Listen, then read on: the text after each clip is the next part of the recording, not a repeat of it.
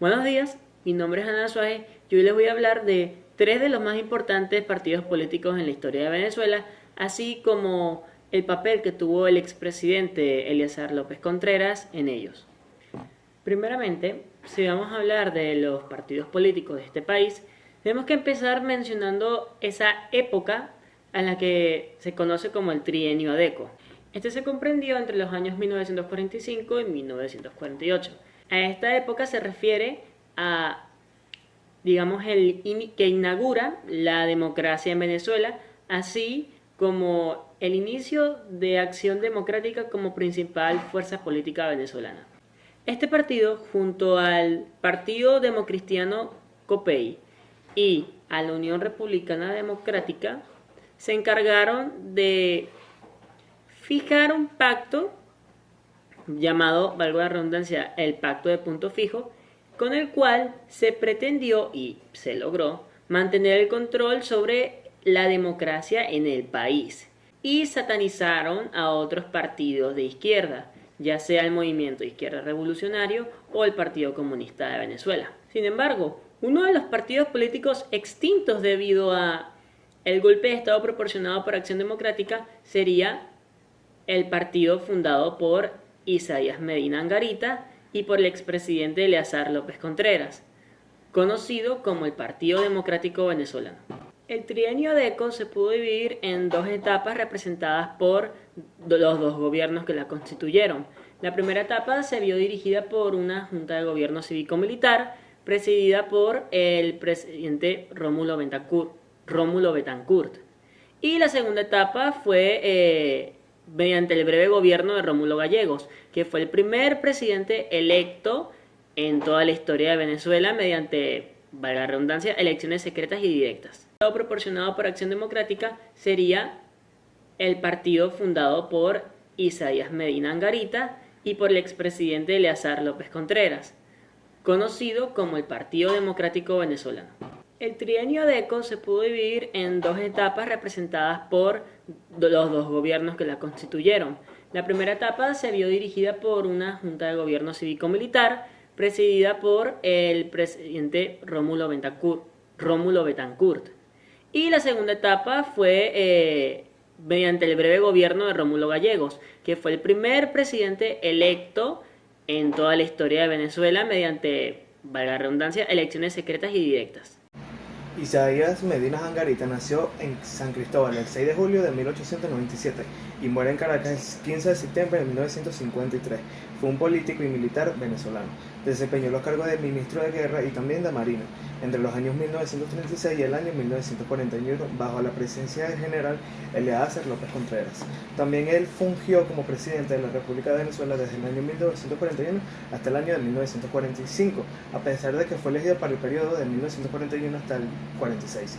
No terminó su mandato presidencial ya que fue derrocado por un golpe de Estado el 18 de octubre del año del 45, por un golpe cívico-militar perpetrado por militares de las nuevas promociones, reunidas en la Unión Política Militar en asociaciones con los líderes de Asociación Democrática, entre los que destacan Rómulo Betancourt.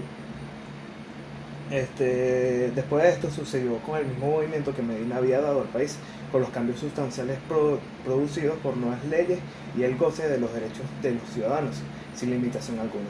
Lo arrolló cuando le faltó la determinación y conceder el sufragio universal del directo secreto a la elección presidencial, causa esgrimida por civiles que participaron en el golpe, para justificarlo.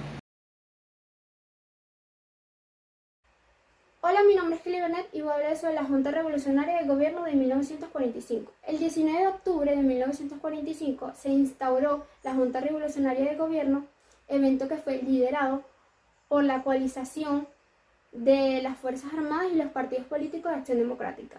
Esto tuvo como principales cabecillas a Rómulo Betancourt y a Marcos Pérez Jiménez, llegando así a la presidencia Betancourt.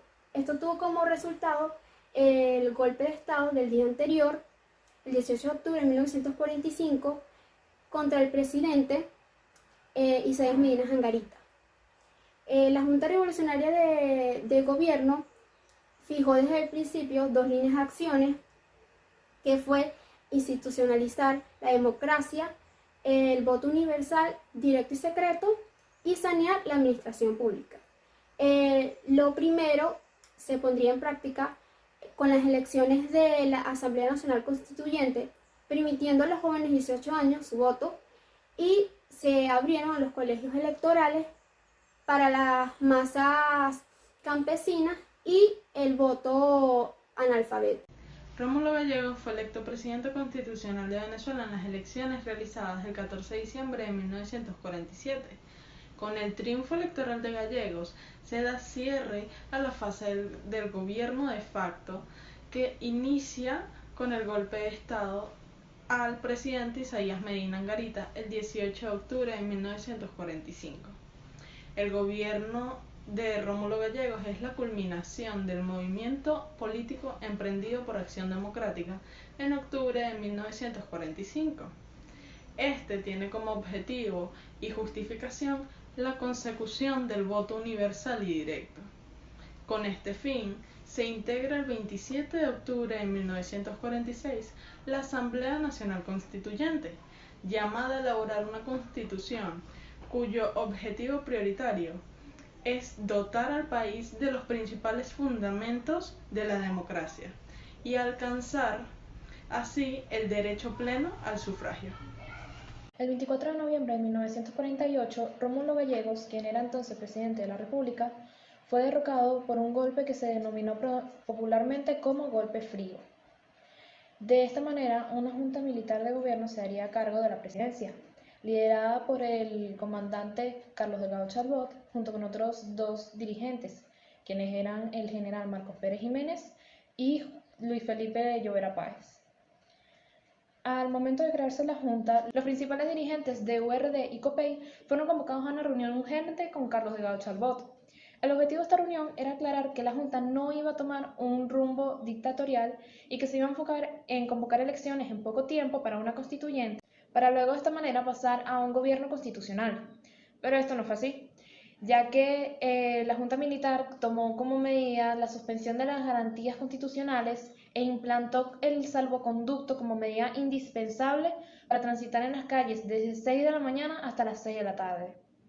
Entre las medidas que se tomaron dentro de la Junta Militar durante su periodo hasta 1950 se destacan las siguientes: la disolución del Congreso Nacional, de la Asamblea Legislativa de los Estados y del Consejo Municipal en todo el país. También se destaca la disolución del Consejo Nacional de Justicia, del Partido de Acción Democrática, la disolución de la Confederación de Trabajadores de Venezuela, pero finalmente se restablecen las garantías constitucionales, pero se reglamenta la libertad de pensamiento y la libertad de reunión. Marcos Evangelista Pérez Jiménez, nacido en Michelena, Táchira, Venezuela, el 25 de abril de 1914 y fallecido en Alcobendas, España, el 20 de septiembre de 2001, fue un político, militar y dictador venezolano. Alcanzó el grado de general de división del Ejército de Venezuela.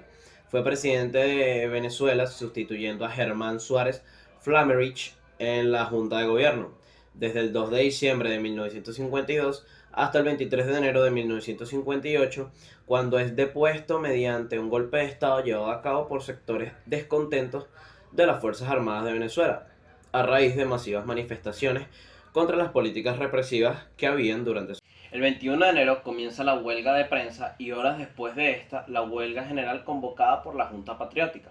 El paro se cumplió a cabalidad y en muchos sitios de Caracas se produjeron enfrentamientos con las fuerzas del gobierno. El 22 de enero se reúnen altos jefes militares en la Academia Militar para considerar la situación. Sus deliberaciones concluyen formando una junta militar de gobierno que pide la renuncia a Pérez Jiménez. En la noche del día 22, la Marina de Guerra y la guarnición de Caracas se pronunciaron contra la dictadura, y Pérez Jiménez, privado de todo apoyo en las Fuerzas Armadas, huyó en la madrugada del 23 de enero de 1958 desde el aeropuerto de La Carlota rumbo a Santo Domingo.